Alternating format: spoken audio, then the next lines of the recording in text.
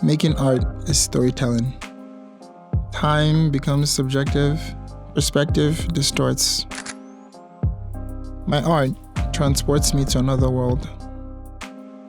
I work with oil, fabrics, and stylus to make Afrofuturism, which is the collision of Black culture with science and technology.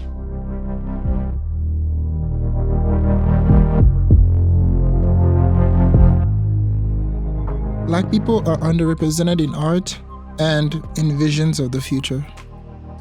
By building a world for my characters, I'm challenging this narrative.